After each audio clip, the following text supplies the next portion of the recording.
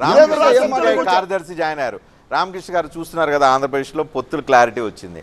వాళ్ళు ఈరోజు చంద్రబాబు నాయుడు స్టేట్మెంటు ప్రత్యేక హోదాపై సెంటిమెంట్ ఉందని పట్టుబట్టాం, సెంటిమెంట్ కోసమే డిఫర్ అయ్యాము, ఇప్పుడు అంతకుమించి బీజేపీతో ప్రత్యేక భేదాభిప్రాయాలు ఏం లేదు, స్పెషల్ ప్యాకేజీ వెనుకబడిన జిల్లాలకు నిధులు ఇచ్చారు, హోదా స్టీల్ ప్లాంట్ అడుగుతున్నాము, ఏం చేస్తారో చూద్దాం.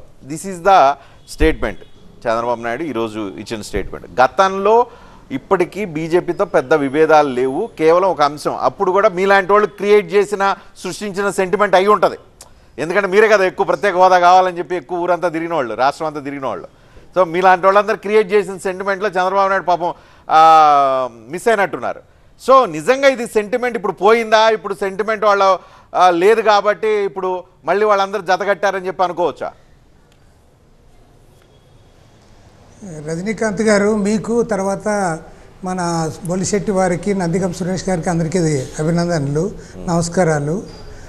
ప్రధానంగా మీరు బాగా హాట్గా డిస్కషన్ జరుగుతున్నప్పుడు నాకు అవకాశం ఇచ్చారు, ఏదేమైనా చాలా సంతోషము. కానీ ఇవాళ చంద్రబాబు నాయుడు గారు ఏదైతే ప్రత్యేక హోదా గురించి ఇతర అంశాల గురించి మాట్లాడుతూ ఉన్నాడో అవి వాస్తవానికి ఇప్పుడు మాట్లాడాల్సిన అంశాలు కానే కాదు. ఎందుకంటే ఇవాళ చంద్రబాబు నాయుడు గారు ప్రత్యేక హోదా కావాలనో ప్రత్యేక హోదా వద్దనో ప్యాకేజ్ కావాలనో దానిపైన డిస్కషన్ చేసి ఆయన బీజేపీతో కలవడం లేదు. ఇప్పుడు కలుస్తున్న కాంటెక్స్టే వేరే. ఇప్పుడు వాస్తవానికి చెప్పాలంటే చంద్రబాబు బీజేపీతో కలిసేది చంద్రబాబు చేతుల్లో కూడా లేదు. ఇవాళ బీజేపీ వారు కేంద్రంలో అధికారంలో నరేంద్ర మోడీ ప్రభుత్వము ఆయా రాష్ట్రాలున్న ప్రాంతీయ పార్టీలపైన ప్రత్యక్షంగా పరోక్షంగా ఒత్తిడి తెస్తూ ఉన్నారు, బ్లాక్మెయిల్ చేస్తూ ఉన్నారు. మీరు మా ఎన్డీఏ కూటమిలో కలవాలంటూ ఉన్నారు, కలవని వాళ్ళని వేధిస్తూ ఉన్నారు. దాని పర్యవసానంగానే వీళ్ళపై కలుసుకుంటూ ఉన్నారు. అంతే తప్పితే నిజంగా చంద్రబాబు నాయుడుకి స్వేచ్ఛ ఉంటే ఖచ్చితంగా ఆయన బీజేపీతో కలవడు. ప్రత్యేక హోదా కాదు, ప్రత్యేక హోదా ఇస్తామన్నా కూడా కలవడు ఆయన. డైరెక్ట్ పాయింట్ కావాలంటే బీజేపీ బెదిరించి పొత్తుల్లో జాయిన్ చేసుకుంటుందనా మీ ఉద్దేశం? నాకు అర్థం కాదు, క్లారిటీ ఇవ్వండి. 100% కారణం ఇవాళ మీరు చూశారు, బీహార్ రాష్ట్ర ఒక్క మాట రజనీకాంత్ గారు 2 minutes వెయిట్.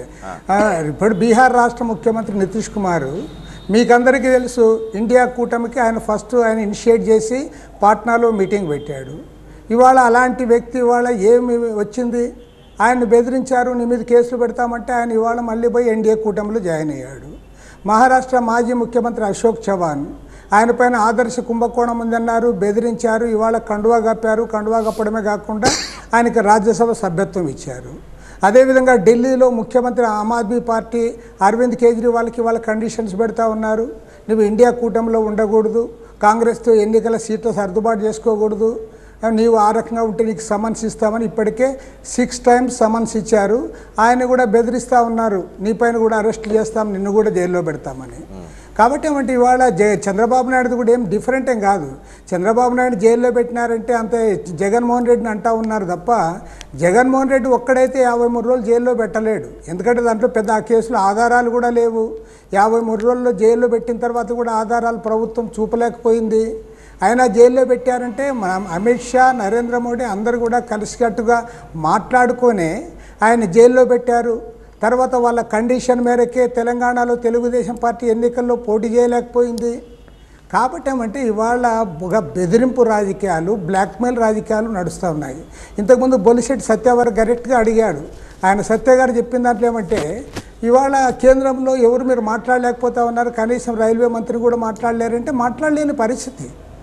ఇవాళ నేను ఒకటే చెప్తా, రైల్వే జోన్ అనేది ఎప్పుడు వాళ్ళు వాగ్దానం చేసిండేది, సో ఈ విభజన చట్టంలోనే ఉంది. అది ఈ లెక్క అయితే ఒక్క మాట మీరు చెప్పిందే నిజమా, నిజమో కాదా బొలిశెట్టి గారిని అడుగుతాను.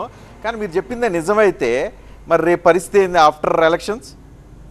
చెప్పింది వెంటనే కదా, మనం చేయటం ఏముండదు కదా ఆఫ్టర్ ఎలక్షన్స్.